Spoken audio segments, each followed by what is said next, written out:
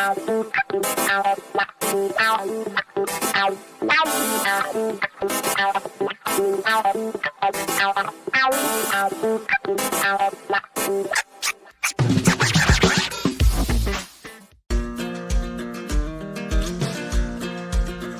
countries around the world, other developed countries in particular, there is, lightning fast internet at, in many cases, half the cost of what we are paying for generally crummy internet across the United States.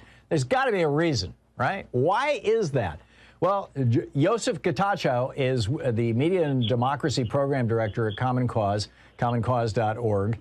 YGETACHEW number 2 or at Common Cause are the two Twitter handles. And Yosef, welcome back to the program. It's been quite a while. Tell me about why it is that we can't have nice things in the United States when it comes to broadband. Well, thanks for having me, Thom. I think you accurately summed it up in your initial comments. Much of the country here has connectivity through the largest ISPs. That means Comcast, AT&T, and Verizon. But at the same time, much of the country doesn't have strong connectivity because of these companies.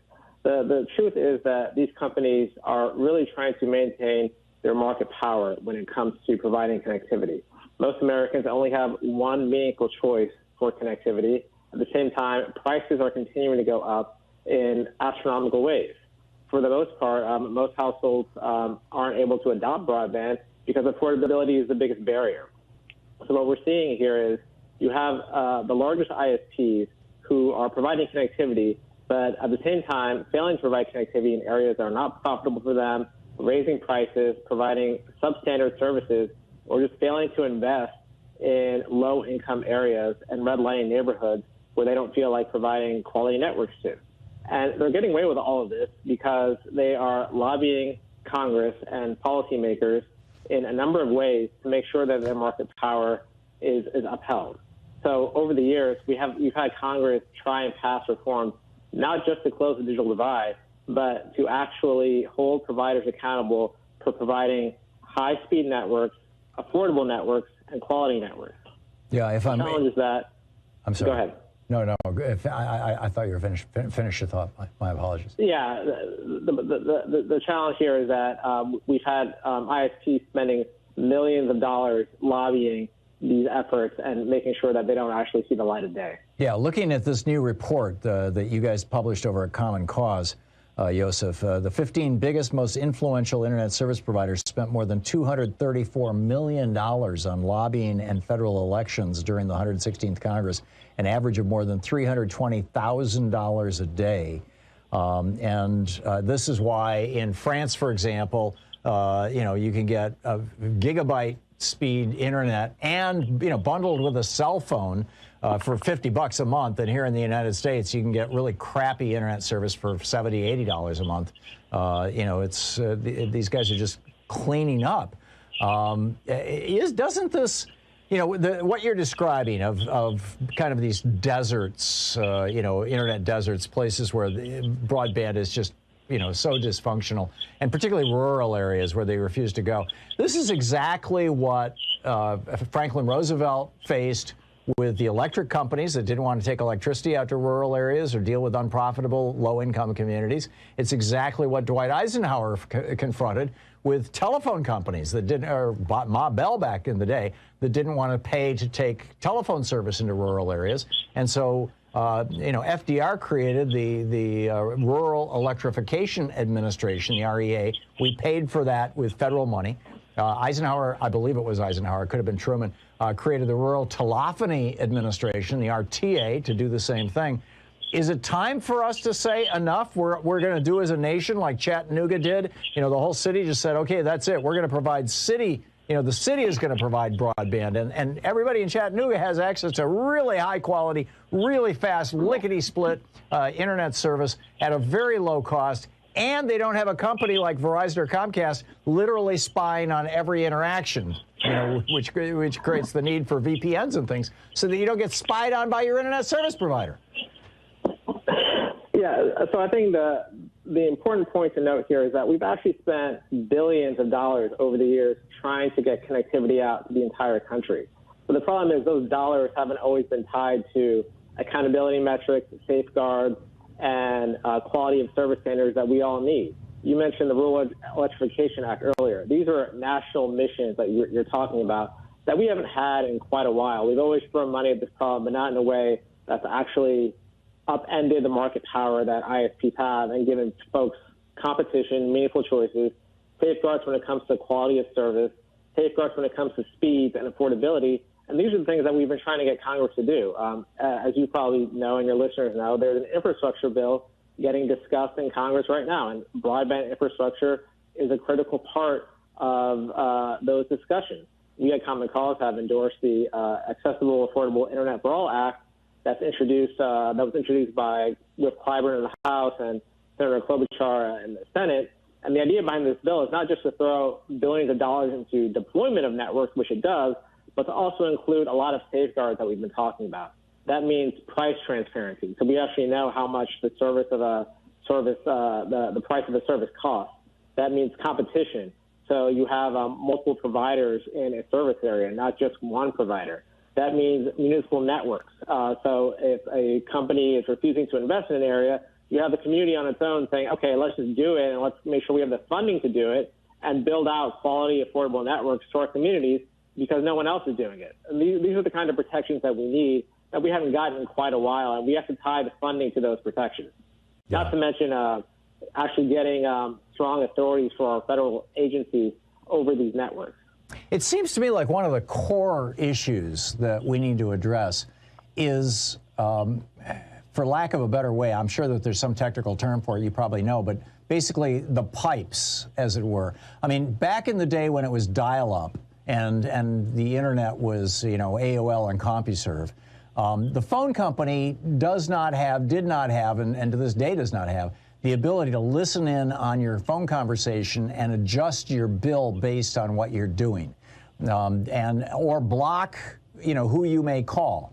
They can't do those things. This is the whole common carrier notion. And I remember when we were in Vermont, this was, you know, in the late 90s, early 2000s, there was a local internet service provider. It was called SovereignNet. Vermont used to, you know, there's this movement to make it a sovereign nation, thus the name. And, you know, Verizon was offering internet through your cable TV service, but you could get SovereignNet, and they also came through your cable TV service. But they, you know, Verizon had to rent space on their pipe to the local network, and it was like $25 a month for really high quality broadband. Eventually, they got Vermont to change the law so that whoever owns the wire going into your house can block you from having other people provide internet through that wire. That is not the case in France. In France and most of Europe. In most of Europe, whoever owns the wire coming into your house, if you want a different internet service provider to provide you with internet through that same piece of wire, they have to pay a small fee to that company for the maintenance of the wire, you know, of the pipe, of the whatever it may be, but they can't lock people out. Like here in the United States, I mean, the only internet service I can get, for example, is Comcast. But, you know, there's dozens of companies that would be glad to provide me with service over Comcast's lines if Comcast would allow it. But we have changed the law so Comcast can block them. Why don't we change that? Why isn't that like right at the top of the list? Because that creates competition. No, you're absolutely right. And I think it comes down to one thing, oversight and accountability. Right now, the Federal Communications Commission is the expert agency over communications networks. But what ended up happening over the last 4 years is that that agency completely abdicated its authority to oversee broadband networks. So when it comes to issues like privacy or net neutrality or other type of common carrier regulations, it comes down to that agency enacting or utilizing its authority. But what it said was, nope, we're not going to do anything. So it created this wild west where the biggest broadband providers can basically do whatever they want without any type of accountability when it comes to the actual service of the network or when it comes to competition and things like that. There's no accountability there. And so if we have an agency in place that actually says, hey, Comcast or hey, Verizon or whoever, you have to actually offer parts of your network to competitors so they can build out so there's meaningful competition, that's what the agency is there for. Right. We actually had broadband privacy rules back in the Obama era FCC. Those rules, unfortunately, got thrown out by Congress. And now there are no privacy rules when it comes to ISPs, or let alone any other part of the digital ecosystem. And that's a conversation for another day. But again, it comes back to what authorities are we utilizing or not utilizing. Our report actually specifically says, hey, FCC, you need to restore your authority over broadband to make sure that ISPs are not engaging in discriminatory and unjust practices like the ones we've been discussing. Well, and right now, you know, Comcast can read every email I send. They can look at every website that I click on. They can sell that information to anybody who wants to target me specifically. And there's no rules or laws or anything preventing them from doing that, which I think is nuts. So we're talking with Yosef Getachew of commoncause.org. Yosef, we're just about out of time here. What can average people do to try to move this along? And what's the status of the FCC? Has Biden yet appointed a new FCC commissioner? So we are waiting for the White House to appoint a fifth commissioner and designate one of the commissioners as the permanent chair of the agency. Right now, the agency is deadlocked at 2 democratically appointed commissioners and 2 Republican appointed commissioners. And with that deadlock, it can't move forward on issues like net neutrality or universal broadband in regards to some of the issues we've been talking about. And so we're waiting for that to happen. It could happen any time now. And once that deadlock is broken, we're hopeful that the agency can move forward on making sure broadband is universal and affordable for everyone. That's great. You know, because it's like this is such a mess, you know, what's going on here. And it's going on all over the country. Yosef, it's great talking with you. Thank you so much for dropping by. Thanks for having me.